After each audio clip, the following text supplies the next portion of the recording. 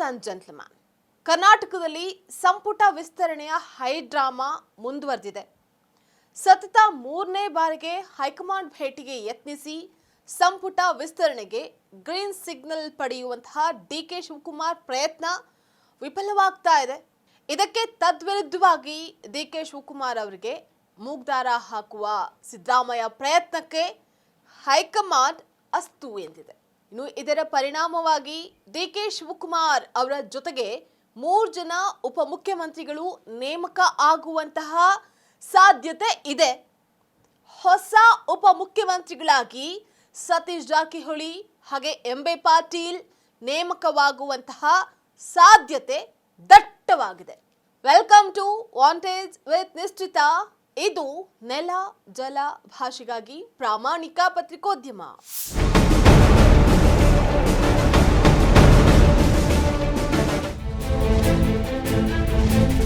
Silent ಆಗಿದ್ದ Siddu ರಣರಂಗಕ್ಕೆ, CM ಡಿಕೆಗೆ ಟಗರು ಮೂಗ್ದಾರ, Patil Satish ಅಖಾಡಕ್ಕೆ, DCM ಹೆಗಲ ಮೇಲೆ ಬಂದೂಕು, ಕ್ಯಾಬಿನೆಟ್ ವಿಸ್ತರಣೆ ಜೇನುಗೂಡು, ಹೊಸ ಮಂತ್ರಿಗಳ ಸೀಕ್ರೆಟ್ ಅಯೋಮಯ.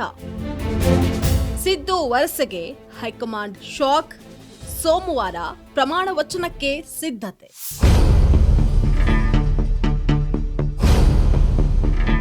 ನೀಟ್ ಗೋಲ್ಮಾಲ್ ಎಫೆಕ್ಟ್ ಸಚಿವ ಸಂಪುಟ ವಿಸ್ತರಣೆ ಮೇಲೂ ಕೂಡ ಆಗಿದೆ. ರಾಹುಲ್ ಗಾಂಧಿ ನೀಟ್ ಪ್ರತಿಭಟನೆಯಲ್ಲಿ ಬ್ಯುಸಿಯಾಗಿದ್ದಾರೆ. ಸಂಪುಟ ವಿಸ್ತರಣೆಯ ವಿಚಾರ ಮುಂದೂಡಿದ್ದಾರೆ. ಸಚಿವಾಕಾಂಕ್ಷಿಗಳು ಬರಿಗೈನಲ್ಲೇ ನಗರಕ್ಕೆ ವಾಪಸ್ಸಾಗಿದ್ದು, ಮತ್ತೆ ಭಾನುವಾರ ಕಾಂಗ್ರೆಸ್ ರಾಜ್ಯ ನಾಯಕತ್ವ ದೆಹಲಿ ದಂಡಯಾತ್ರೆ ನಡೆಸುವಂತಹ ಸಾಧ್ಯತೆ ಇದೆ. ಸಂಪುಟ ವಿಸ್ತರಣೆ ಚರ್ಚೆಯ ನಡುವೆ ಹಠಾತ್ ಆಗಿ ಡಾಕ್ಟರ್ ಜಿ ಪರಮೇಶ್ವರ್ ಜೊತೆಗೆ ಮತ್ತೆರಡು ಉಪಮುಖ್ಯಮಂತ್ರಿ ಹುದ್ದೆ ಸೃಷ್ಟಿಯ ಚರ್ಚೆ ಮುನ್ನೆಲೆಗೆ ಬಂದಿದೆ.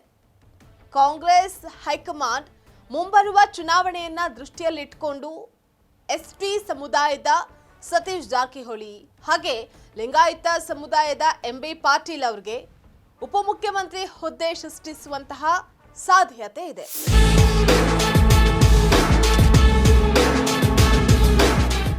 ಈಗಾಗಲೇ ಕೆಲ ಹೆಸರುಗಳು ಮಂತ್ರಿಯಾಗುವಂತಹ ಫೈನಲ್ ಲಿಸ್ಟ್ಗೆ ಸೇರ್ಪಡೆಯಾಗಿದೆ. ಲಕ್ಷ್ಮಣ್ ಸವದಿ, ಪುಟ್ಟರಂಗ ಶೆಟ್ಟಿ, ಸಲೀಂ ಅಹಮದ್, ಎಂ ಕೃಷ್ಣಪ್ಪ, ಚಲುವರಾಯಸ್ವಾಮಿ, ಎಸ್ ಮಲ್ಲಿಕಾರ್ಜುನ್, ರಘುಮೂರ್ತಿ, ರುದ್ರಪ್ಪಲಮಾಣಿ, ಮಧು ಬಂಗಾರಪ್ಪ, ಅಜಯ್ ಸಿಂಗ್ ಇವರ ಹೆಸರುಗಳೆಲ್ಲ ಫೈನಲ್ ಆಗಿದೆ ಎನ್ನಲಾಗ್ತಾ ಇದೆ.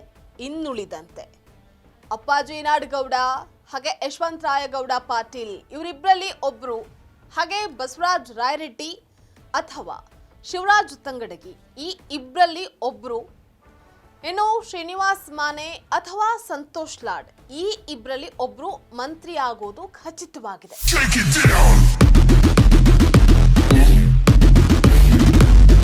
ಆದ್ರೆ ಜಮೀರ್ ಅಹಮದ್ ಖಾನ್, ತನ್ವೀರ್ ಸೇಠ್, ರಿಜ್ವಾನ್ ಅರ್ಷದ್ ಈ ಮೂವರಲ್ಲಿ ಸಂಪುಟಕ್ಕೆ ಯಾರನ್ನ ಪರಿಗಣಿಸಬೇಕು ಅನ್ನುವಂತಹ ಗೊಂದಲ ಇನ್ನೂ ಸಹ ಮುಂದುವರೆದಿದೆ.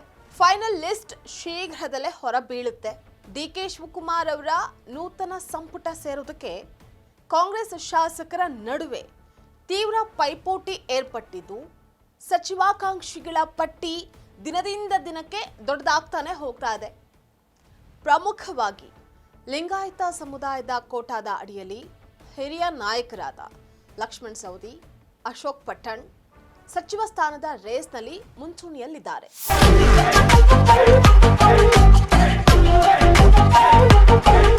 ಲಿಂಗಾಯತ ಸಮುದಾಯದಿಂದ ಸಚಿವ ಸ್ಥಾನ ಗಿಟ್ಟಿಸಿಕೊಳ್ಳೋದಕ್ಕೆ ಶಾಸಕರ ನಡುವೆ ದೊಡ್ಡ ಮಟ್ಟದ ಪೈಪೋಟಿ ಕೂಡ ಆರಂಭ ಆಗಿದೆ. ಇನ್ನು ಈ ಪೈಪೋಟಿಯಲ್ಲಿ ಲಕ್ಷ್ಮಣ್ ಸವದಿ ಹಾಗೆ ಅಶೋಕ್ ಪಟ್ಟಣ್ ಅವರು ಲೀಡ್ನಲ್ಲಿದ್ದು, ಇವರೊಟ್ಟಿಗೆ ವಿಜಯಾನಂದ ಕಾಶಪ್ಪನವರ್, ಬಸವರಾಜ ರಾಯರೆಡ್ಡಿ, ಹಂಪನಗೌಡ ಬಾದರ್ಲಿ, ಯಶವಂತ ರಾಯರಗೌಡ ಮತ್ತು ಅಪ್ಪಾಜಿ ನಾಡಗೌಡ ಕೂಡ ರೇಸ್ನಲ್ಲಿದ್ದಾರೆ. ಈ ಪೈಕಿ 3 ಸಚಿವ ಸ್ಥಾನ ಸಿಗುವಂತಹ ಸಾಧ್ಯತೆ ಇದೆ. ಇನ್ನು ಮುಸ್ಲಿಂ ನಾಯಕರ ಪೈಕಿ ರಿಜ್ವಾನ್ ಅರ್ಷದ್, ಜಮೀರ್ ಅಹಮದ್ ಖಾನ್, ತನ್ವೀರ್ ಸೇಠ್, ಸಲೀಂ ಅಹಮದ್ ಹಾಗೆ ಕನೀಜ್ ಫಾತಿಮಾ ಹೆಸರು ಕೂಡ ಮುಂಚೂಣಿಯಲ್ಲಿದೆ. ಮೂವರಿಗೆ ಅವಕಾಶ ಸಿಗುವಂತಹ ನಿರೀಕ್ಷೆ ಕೂಡ ಇದೆ. ಇನ್ನೊಂದೆಡೆ ಒಕ್ಕಲಿಗ ಸಮುದಾಯದಿಂದ ಶರತ್ ಬಚ್ಚೇಗೌಡ, ಮಾಗಡಿ ಬಾಲಕೃಷ್ಣ, ಗುಬ್ಬಿ ವಾಸು, ಶಿವಲಿಂಗೇಗೌಡ, ಚಲುವರಾಯಸ್ವಾಮಿ ಹಾಗೆ ಪ್ರಿಯಾಕೃಷ್ಣ ರೇಸ್ನಲ್ಲಿದ್ದು ಮೂವರಿಗೆ ಸ್ಥಾನ ಸಿಗುವಂತಹ ಸಾಧ್ಯತೆ ಇದೆ.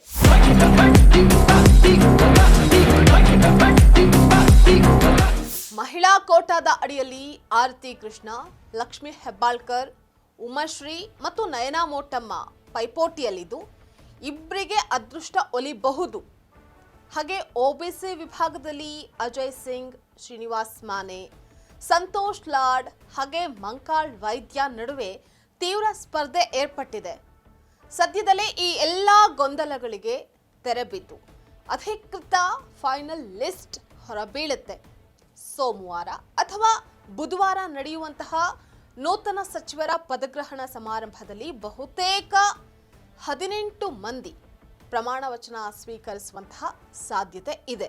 ಉಳಿದ 2 ಸ್ಥಾನಗಳನ್ನ ಖಾಲಿ ಇಟ್ಕೊಳ್ಳೋದಕ್ಕೆ ಡಿ.ಕೆ. ಶಿವಕುಮಾರ್ ಈಗಾಗಲೇ ಚಿಂತನೆಯನ್ನ ನಡೆಸಿದ್ದಾರೆ ಅಂತ ಕೂಡ ತಿಳಿದು ಬಂದಿದೆ. ಮುಂದೇನಾಗುತ್ತೆ ಅನ್ನುವಂಥದ್ದನ್ನ ಕಾದ್ ನೋಡ್ಬೇಕು.